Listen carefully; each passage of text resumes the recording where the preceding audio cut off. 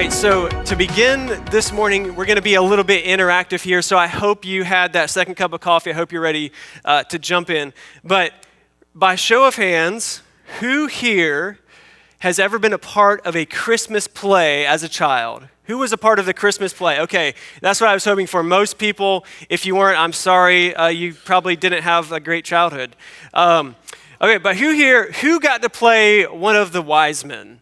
Does anybody remember, think back to, okay, we got Steve, couple people got to play wise men. Who got to play one of the shepherds? Raise your hand. All right, couple shepherds. Whose play had so many kids that they just got to be one of the animals? Okay, yeah, we got some animals. I thought so. Anybody get to play King Herod? King Herod? No? Okay, so you guys it's a good bunch here. No Herods in here. Well, I'm just going to be really vulnerable with you guys for a second. Do you know who I wanted to play when we did a home, remember it was at our house, we did a home Christmas play. We reenacted through the story. But for some reason that I cannot explain, I demanded to be Mary. I don't know. I guess I just wanted to be close to Jesus. That's the only thing I could think of. But I demanded to be Mary. But Christmas plays are a fun way for us to learn and remember the Christmas story. But we're going to have a quick quiz real quick to test our knowledge. So just shout out the answer out loud together. How many wise men were there? No, there were 3 types of gifts, but the story never tells us how many wise men there were. Sorry, you got that wrong. Okay, second question. Yes or no, the wise men were faithful worshipers of God? Okay, good. Yes, you saw I'm trying to trick you now. So no, they were pagan astrologers. They were pagans. Third question, true or false? The wise men found Jesus lying in a manger after he was born. False. No, they showed up a few years later. Jesus and his family were living in the house. So I know that was tricky because we usually, when we do the Christmas play, we kind of just put it all together. But this story that we're going to see, the coming of the wise men this morning, takes place a little bit after the birth of Christ. So now that we've deconstructed some of the things that maybe we misunderstood or got a little bit wrong about the story, let's come to this text and this story with fresh eyes and see just the beauty and the wonder of this story together. So what we're going to do is we're going to walk through the text. We're going to read it.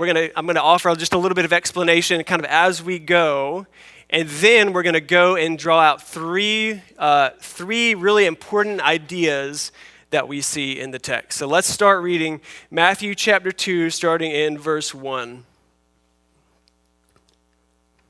Now, after Jesus was born in Bethlehem of Judea, in the days of Herod the king, behold, wise men from the east came to Jerusalem, saying, "Where is he who has been born King of the Jews?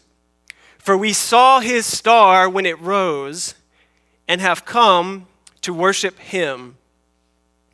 When Herod the king heard this, he was troubled, and all Jerusalem with him.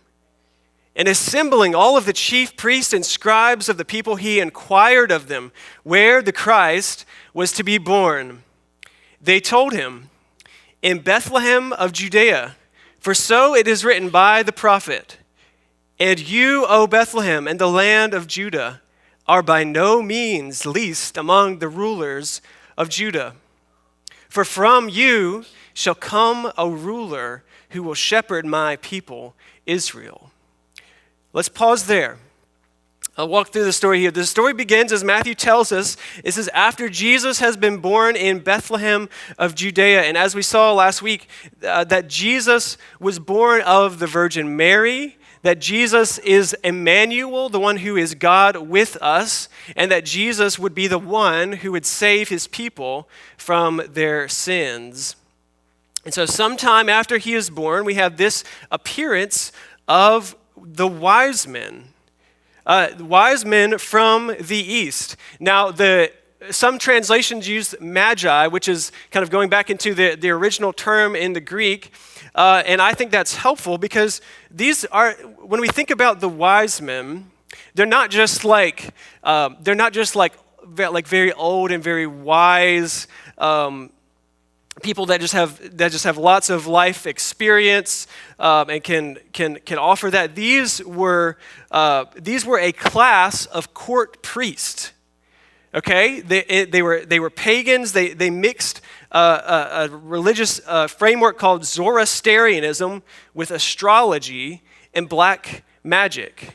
All right, these were not kings, as the song says. These were not kings, but they did have some political power. So they were important figures in the politics of some of the ancient cities of the day. They were a class of pagan priests, possibly coming from Persia. The text says they came from the east. There have been a couple of different suggested locations. We don't know for sure, but we know that in Persia in particular, there was a large amount of these type of people. Like I mentioned before, we don't know exactly how many there were. There may have been 3. There may have been 5. There may have been 12. The text doesn't specify exactly. But they were pagan astrologers who were at least somewhat familiar with the Jewish scripture. And in their study of astrology, of looking up into the sky, into the stars, and trying to determine what the stars mean for life here on earth, God in his providence revealed to them that the birth of the King of the Jews had come by the appearance of a star.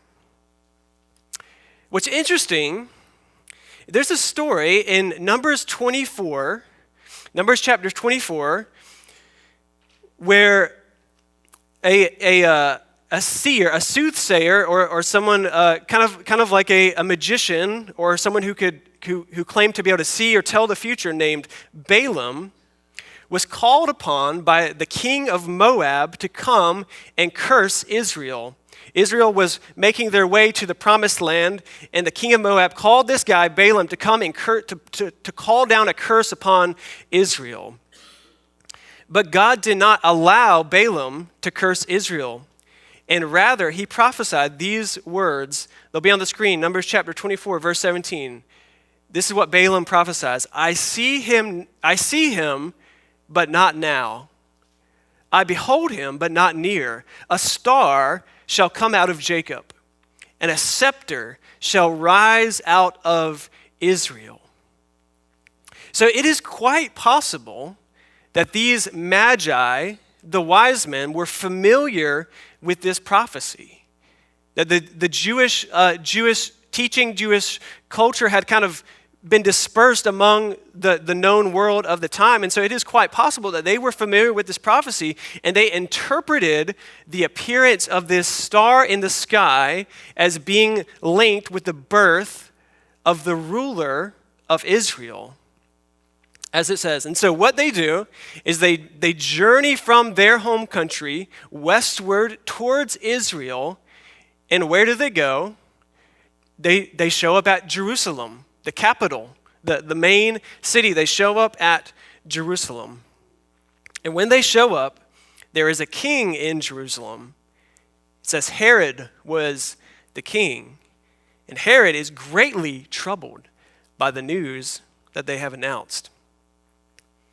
Now, one thing that gets confusing in the scriptures is that sometimes there are multiple people with the same name. There's actually multiple Herods in the Bible.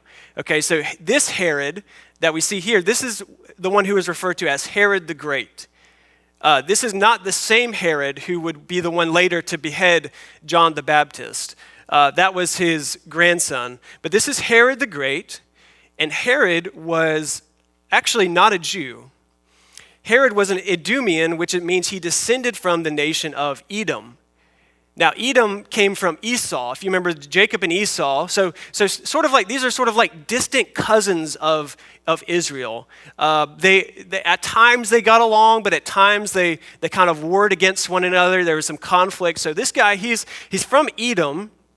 He's not a Jew. And he is appointed to be king of Judea by Rome. So at this time in history, the Roman Empire has extended and includes Jerusalem and Judea. And so Herod is appointed king by Rome. He's a client king under Rome. And Herod he's actually a pretty able administrator. He knows how to get things done. He knows how to run his little corner of the kingdom. But the thing about Herod is he is incredibly paranoid and incredibly ruthless. In fact, Herod the Great killed one of his wives and some of his sons for fear of losing his throne to them. And so a guy like this, as you can imagine, if a group of wise sages from the east come into the city saying, "We are looking for the one who is born king of the Jews," he's not taking too kindly to that. He is incredibly concerned. And apparently all of Jerusalem is concerned with him. Probably because they're kind of worried what Herod's going to do. They're probably worried that he's going to lose his mind and just do something rash and crazy. And so Herod is concerned and Jerusalem is concerned. And so what Herod does is he gets together all of the religious leaders of Jerusalem. He gets together the chief priests and the scribes. The chief priests would have been sort of the kind of the ruling class. They were appointed at the time. Rome kind of was pulling the strings, and they would put this guy in power and put that guy in power. But the chief priests would have been the priests and then their families, and then the scribes were those who were well trained in the Jewish scriptures. They were kind of the lawyers and the teachers of the day. And he gets them together and he asks them, where is this promised king, this Christ, supposed to be born? And of course, it's an easy question for them because at this time, there was great expectation that the Messiah would be coming soon. And this passage that they go back to was probably quite well known, this prophecy from Micah. And so they tell him, they share this prophecy. Well, of course, from Bethlehem, because Micah prophesied, and you, O Bethlehem, in the land of Judah, are by no means least among the rulers of Judah, for from you shall come a ruler who will shepherd my people, Israel. Let's continue reading the story in verse 7. So then Herod summoned the wise men secretly and ascertained from them what time the star had appeared. And he sent them to Bethlehem, saying, "Go and search diligently for the child. And when you have found him, bring him to me, that I too may come and worship him." After listening to the king, they went on their way. And behold, the star that they had seen when it rose went before them until it came to rest over the place where the child was. When they saw the star, they rejoiced exceedingly with great joy. And going into the house, they saw the child with Mary his mother, and they fell down and worshiped him. Then opening their treasures, they offered him gifts, gold and frankincense and myrrh. And being warned in a dream not to return to Herod, they departed to their own country by another way. And so Herod now has this information that he needs. He knows that the Messiah is going to be born, the Christ, the King, is going to be born in Bethlehem. And so what he does is he forms a plan. He gets together the wise men in a secret meeting. And he wants to know when this star appeared in the sky. Like how was this, like yesterday? Was this 10 years ago? How old is this child, this king that is supposed to be born? And so then what Herod does is he sends the wise men on the way, but he says, come back to me after you've found him, so I too may come and worship him. But of course, Herod has no intention to do such a thing. He wants to find the one who is born king so that he can destroy him. So now, Bethlehem, the city of Bethlehem, is actually only about 6 miles south of Jerusalem. So like from here to 96 is about how far it is. Not a particularly far journey, but after the wise men then are sent out from Herod's presence, this star that they saw appears in the sky and leads them to the particular place where Jesus was. Now the word, that may sound strange as it did to me when I read that, and I think, well, how could the star show them exactly which house? I mean, I know stars can kind of direct your way, like the North Star, right? But how do stars show exactly where they were to go, like what house to go to? But the word that's translated star could refer actually to a number of phenomenon in the sky. So it could be a star, it could refer to a planet or a comet, a shooting star, these kinds of things. But I think it's clear that this is a miraculous work of God. God is directing the appearance of this star so that the Magi are able to find the Christ. And so after a long journey, after they're receiving this kind of this information that a king has been born in Judea among God's people, they journey this long way, and then finally the star appears and directs them where to go, and they rejoice exceedingly. The one that they have been searching for has been found. And so they go into the house, and they find the child with his mother Mary. So he's in a house. He's not lying in a manger in a stable, because this is some time after Jesus was born, within probably the first 2 years that he was born. And when they come to him, they bow down and worship him. They literally get on their knees and put their heads to the ground in worship. And they offer him gifts of gold and frankincense and myrrh. So we know what gold is. Frankincense and myrrh are probably lesser known gifts, but they were resins that were used to make incense and perfume, very nice smelling kinds of things. Now, kids, all the kids in here, would you be excited about getting frankincense and myrrh and gold for Christmas? Maybe not. Maybe not. These weren't gifts for Jesus to play with, but these were valuable gifts to fit the occasion of the birth of a king. And in God's providence, they were likely helpful to Jesus' family, as we'll see next week, that they're going to have to flee to Egypt. And so his family probably needed these kind of gifts to be able to sustain themselves during this trying time. And so they come in, they worship Christ, they present their gifts to him, and then when they're getting ready to leave, they have this dream that they are not to return to Herod. And so they depart to their own country by another way. It's probably similar to how an angel appeared to Joseph in a dream, as we saw last week, to tell him that this child that is conceived in Mary is from the Holy Spirit. And so the big contrast that we see in the story is that the Magi's actions, the wise men's actions, are sharply contrasted with Herod's. The wise men are searching for the Christ to come and to worship him, and Herod wants to find Jesus so that he can destroy him. And the reality that's underlying both of those things is that they both believe that a king has been born. And that's going to be our first big idea this morning, that Jesus is the promised king. Jesus is the promised king. And so Matthew is writing to Jewish Christians, and he's going to great lengths to show that Jesus is the promised king who fulfills God's promises in the Old Testament.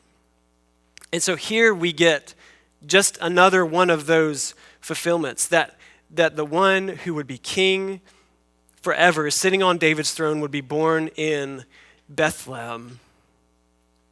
Now, Bethlehem was a comparatively small and rather unimportant city, but it became important to the story of Israel because it was the city of David. This is David's hometown. And God chose David to be king over Israel. And not just that, but God made a covenant with David, and he promised him that one of David's descendants, one of his sons, would reign on his throne forever, that his kingdom would last forever and ever.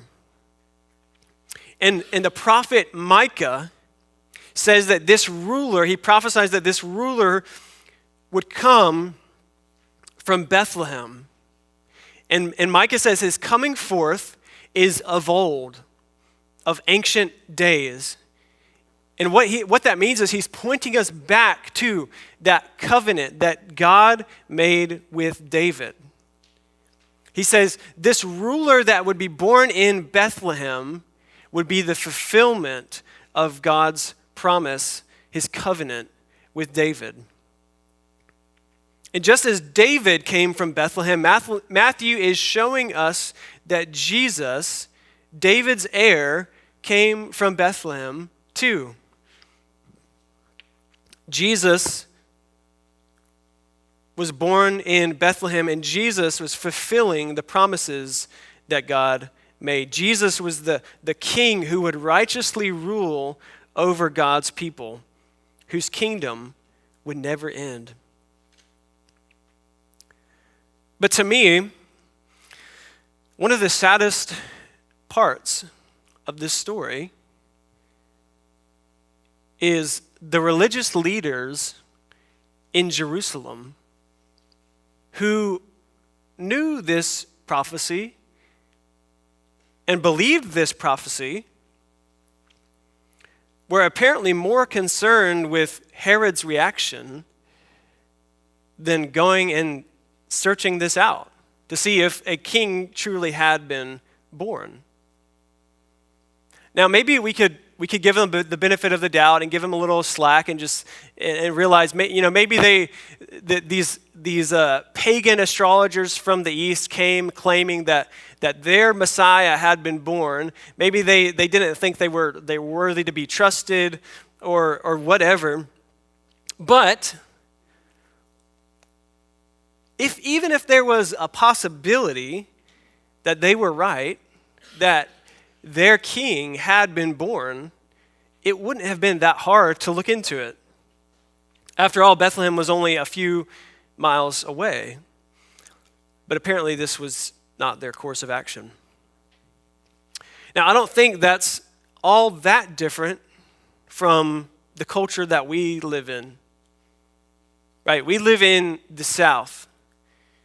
This is the Bible Belt. We have a rich tradition, a heritage of faith, of religion, of devotion. And yet there are many in our city, in our town, who are familiar with the gospel. Maybe they even have some scripture memorized, yet they are wholly unconcerned with seeking after Jesus. They are far more content to maintain the status quo and to avoid the risk that giving every bit of one's life in submission to King Jesus might bring. But the reality is that they are missing that a king indeed has been born.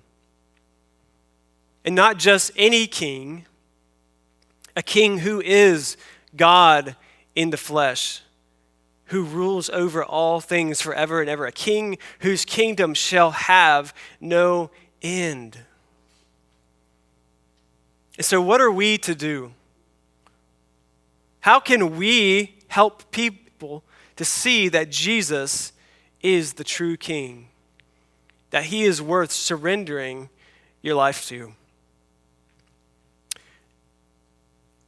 I'll give a shameless plug for our Equip class coming up. We're starting on January 11th. We're going to do a class on evangelism that Grayson will be leading. So we want to be a church, not just an inwardly focused church, but outwardly as well, witnessing to the world around us of the beauty of the gospel and the glory of Christ. So I invite you to come and be a part of that starting at the beginning of January. Sunday mornings over here, we'll have breakfast and we'll jump into a class together. Now, the city of Bethlehem may have been small and insignificant. But then again, so was David.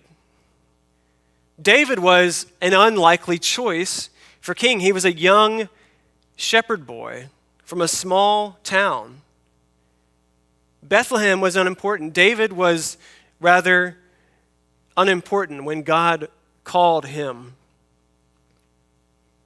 And this is just another example of how God seems to enjoy working through unexpected ways.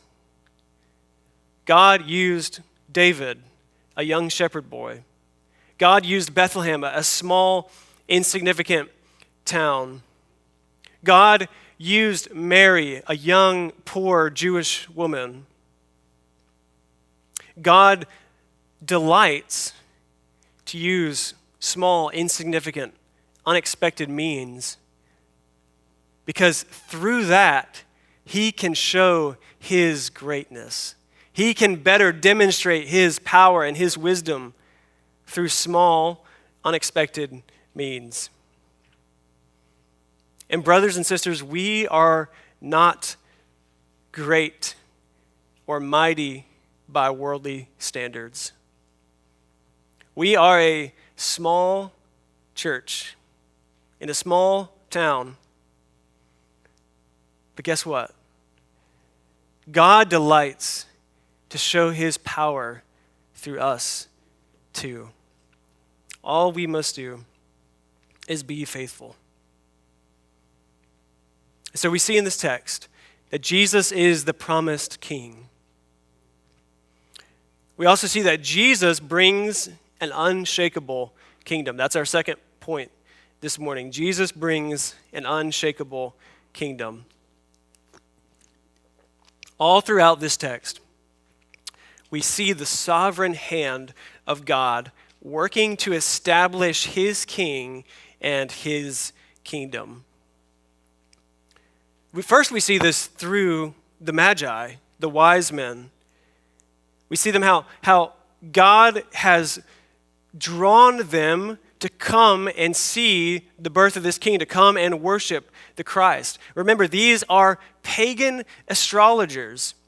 They practice things like divination, astrology, magic, things that the Bible explicitly forbids. I love the way one commentator put it. He said, the Magi are thus the epitome of the spiritual darkness of the pagan world.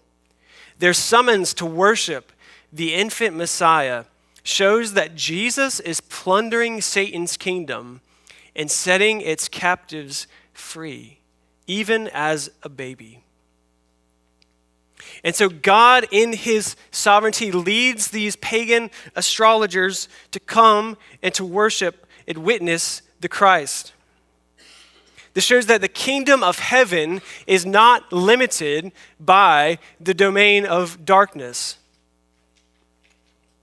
And this story in Matthew prefigures what would happen when God would include the Gentiles in his plan of redemption. You see, Christ was the Jewish Messiah, but his kingdom extended far beyond Jerusalem and Judea.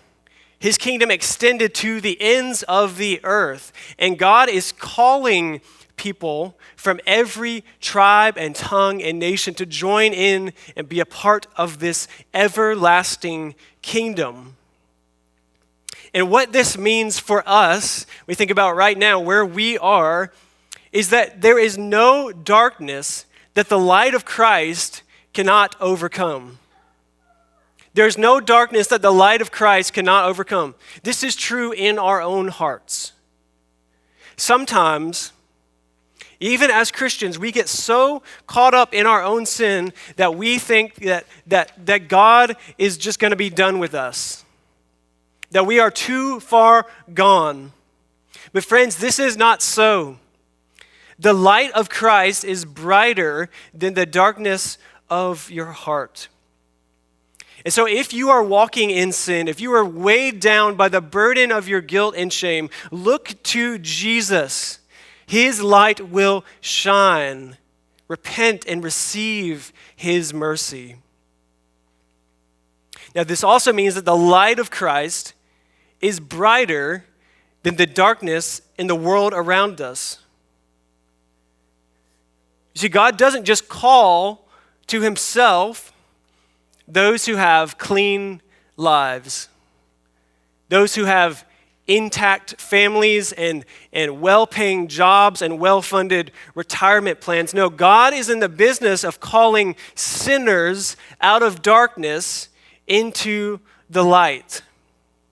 And so when we think about, as a church, what it means to share the hope of Jesus with the world around us, with people in our city, our neighbors, our coworkers, our family, our friends, we need to be careful that we don't assume God only wants to save a certain kind of person. You see, the gospel is for the single mother. The gospel is for the one living on food stamps. The gospel is for the man who can't keep a steady job. The gospel is for the young lady who has delved into the teachings of New Age and paganism. Let's be a church who sows the gospel widely and watch what God does. God's kingdom is light. It is unshakable. We also see in this text how God overcomes Herod's attempt to destroy his king. Now, we all enjoy a good rivalry, don't we?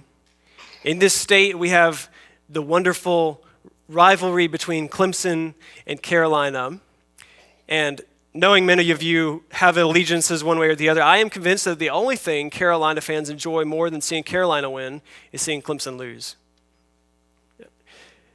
Now, those kinds of rivalries are fun, but the kind of rivalry we see here has far higher stakes involved. We see that the kingdom of God is breaking into the world and threatening the kingdom of the world, represented by Herod. And Herod, this king who opposes God, and every other king and earthly ruler and authority like him, is following after the pattern of Satan himself, who was the first one to set himself up against God's authority and oppose him. And Herod thinks that he is clever, right? Herod knows how to get things done. Herod knows how to put down and shut out anybody who would threaten his authority to be king.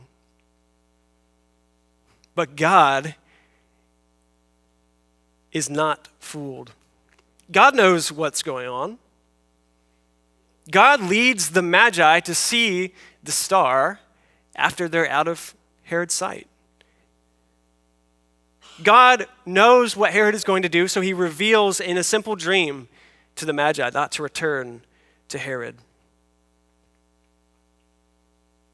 God is not threatened by those who would oppose his kingdom. Psalm chapter 2 says this: "Why do the nations rage and the peoples plot in vain? The kings of the earth set themselves, and the rulers take counsel together against the Lord and against his anointed, saying, 'Let us burst their bonds apart and cast away their cords from us.' He who sits in the heavens laughs. The Lord holds them in derision. Then he will speak to them in his wrath and terrify them in his fury, saying, As for me, I have set my king on Zion, my holy hill. The Lord laughs at those who would oppose his king. He knows they do not stand a chance. This is not a fair fight. God will accomplish his purpose. He will establish his kingdom. His kingdom is unshakable. And as this story, this gospel story in Matthew unfolds, what we're going to see is that Herod is the first of many in a long line of people who would try to oppose Jesus.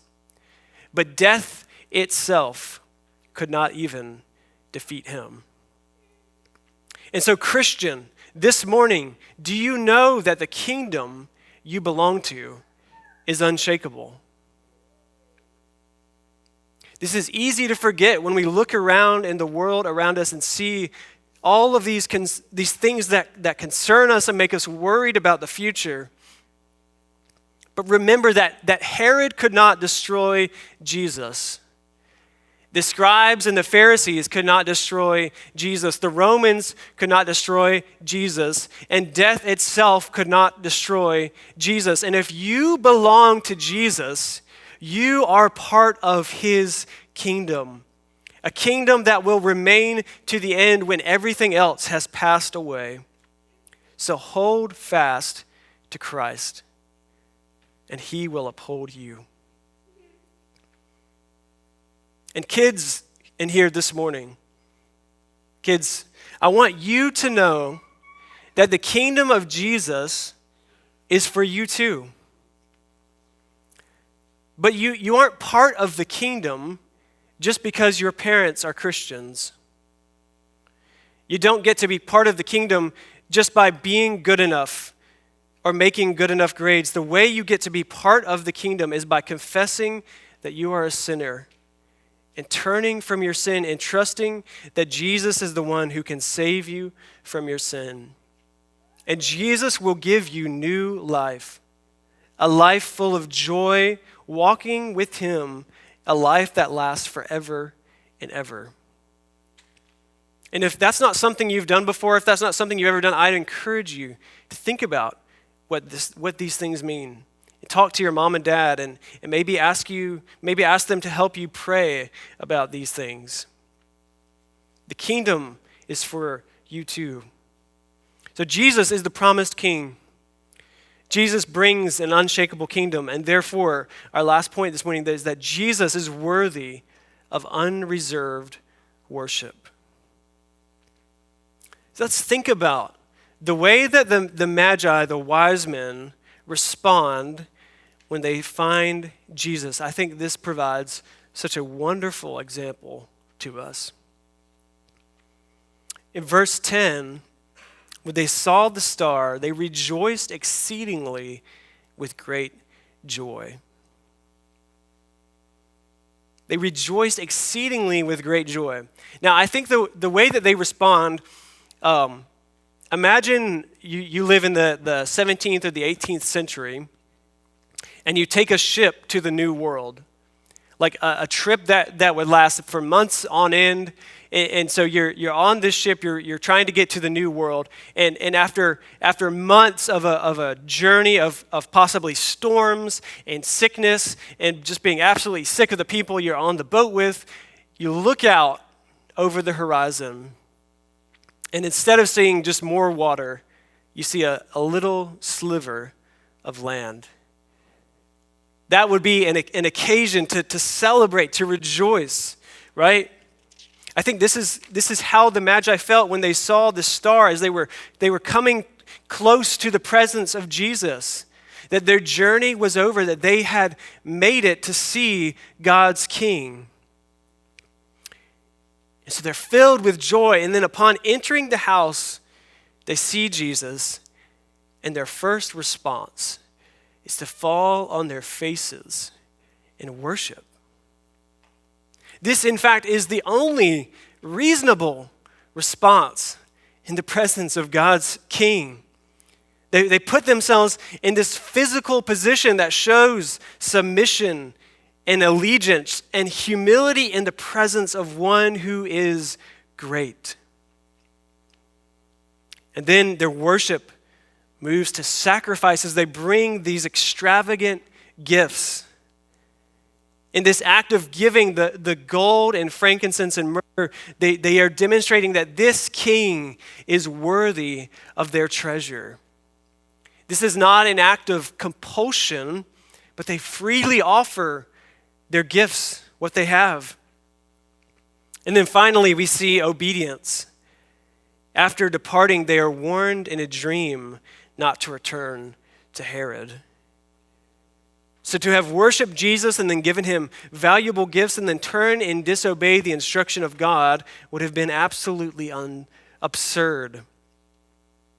So they obey and they return to their own country by another way.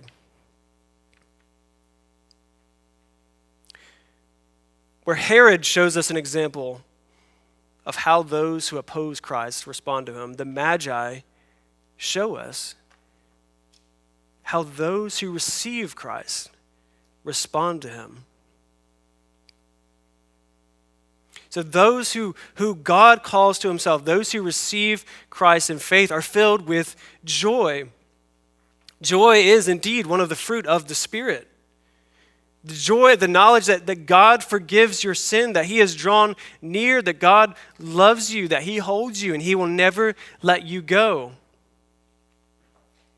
Those who receive Christ worship him with their entire lives. As Paul commands in Romans chapter 12, he says, I appeal to you, therefore, brothers, by the mercies of God, to present your bodies as a living sacrifice, holy and acceptable to God, which is your spiritual worship.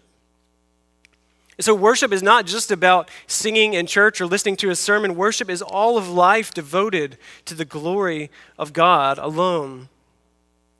And those who receive Christ sacrifice their treasure to bring glory and honor to Christ. They recognize that it is all his, and he is more than worthy of it. Those who receive Christ live lives of holy obedience, not wanting to bring reproach on the one they profess.